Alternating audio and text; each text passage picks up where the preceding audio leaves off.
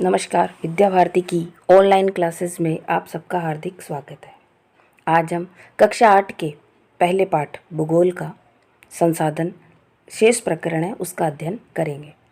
पूर्व के एक ऑनलाइन क्लास में हमने इसका अध्ययन किया हुआ है। उसमें हमने पढ़ा था कि संसाधन क्या होते हैं, कोई भी पदार्थ संसाधन का रूप कैसे ग्रहण करता है, कैसे उसकी प्रयोज्यता और उपयोगिता उसका आर्थिक मूल्य निर्धारित करती है और किस प्रकार मानव स्वयं एक संसाधन के रूप में उन पदार्थों को संसाधनों के रूप में परिवर्तित करता है। उसके पश्चात हमने संसाधनों के प्रकारों का वर्गीकरण पढ़ा था, जिसमें हमने 3 प्रकार से संसाधनों को बांटा था: प्राकृतिक संसाधन, मानव निर्मित संसाधन तथा मानव स्वयं एक संसाधन के रूप में। उसी के अंतर्गत हम प्राकृतिक संसाधनों को हमने 2 भागों में बांटा था, नवीकरणीय संसाधन और अनवीकरणीय संसाधन। तो आज हम अनवीकरणीय संसाधनों से आगे का पाठ शुरू करेंगे। अनवीकरणीय संसाधनों का कुछ उदाहरण कोयला, पेट्रोलियम, प्राकृतिक गैस आदि हैं। अनवीकरणीय संसाधन क्या होते हैं? अनवीकरणीय संसाधन वे हैं कि एक बार अगर इनके भंडार खत्म हो जाएं तो उन्हें पुनः प्राप्त करने में हजारों लाखों वर्षों का एक समय लगता है और एक मानव की आयु सीमा से बहुत अधिक ये समय है। प्राकृतिक संसाधनों का वितरण असमान है। असमान से तात्पर्य क्या है? असमान से तात्पर्य है कि भारत की भौगोलिक स्थिति भी अलग अलग प्रकार की है। कहीं ऊंचे पर्वत हैं तो कहीं मैदानी भाग है, कहीं मरुस्थल है तो कहीं नदियां हैं। इस प्रकार जिस प्रकार भारत की भौगोलिक स्थिति का असमान वितरण है, ठीक उसी प्रकार इन संसाधनों का वितरण भी असमान होता है। ये भी हर जगह नहीं पाए जाते। इन संसाधनों के वितरण में भूभाग, जलवायु, ऊंचाई जैसे भौतिक कारकों का महत्वपूर्ण योगदान होता है।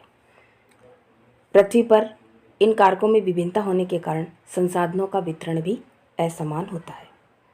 मानव निर्मित संसाधन क्या होते हैं? मानव निर्मित संसाधन तो किसी पदार्थ के मूल रूप को परिवर्तित करके किसी पदार्थ के मूल रूप को बदल दिया जाता है तो वो पदार्थ संसाधन बन जाता है। और चूंकि ये मानव के द्वारा किया जाता है इसलिए इन्हें मानव निर्मित संसाधनों के नाम से जाना जाता है। इसका एक उदाहरण हम समझ सकते हैं कि लौह अयस्क किसी समय संसाधन नहीं था। क्यों? क्योंकि लोगों को उसकी उपयोगिता और प्रयोज्यता का मतलब नहीं पता था। उससे वे लोहा बनाना नहीं जानते थे। तो जब तक उन्होंने लौह अयस्क से लोहा बनाना नहीं सीखा तब तक लौह अयस्क एक पदार्थ के रूप में ही खदानों में पड़ा रहा। पर जो ही लोगों ने उसकी उपयोगिता समझी और उससे लोहा बनाना सीखा तब तुरंत ही वह प्राकृतिक पदार्थ संसाधन के रूप में परिवर्तित हो गया।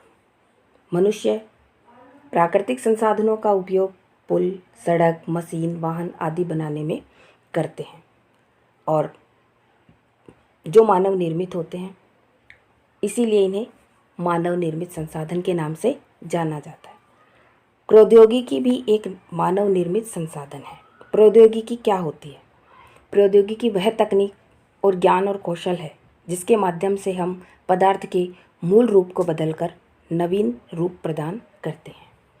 मानव स्वयं एक संसाधन कैसे है?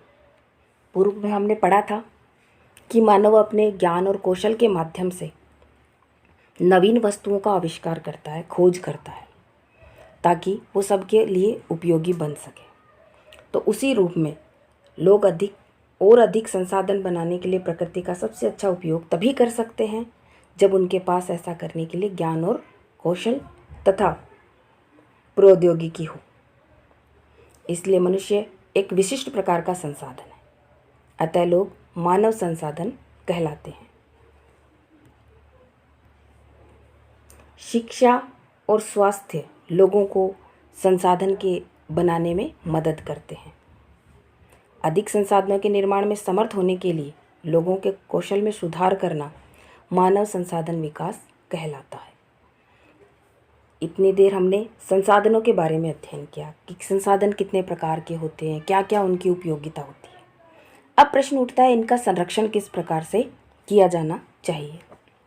तो जैसे कि पाठ में के प्रारंभ में बच्चों की आपसी वार्तालाप के माध्यम से पदार्थ को संसाधन के रूप में दिखाने का एक रोचक ढंग से प्रस्तुतिकरण किया गया था, उसी प्रकार संसाधनों का संरक्षण किस प्रकार हो वो भी बहुत ही रोचक तरीके से पाठ में प्रस्तुत किया गया है। वही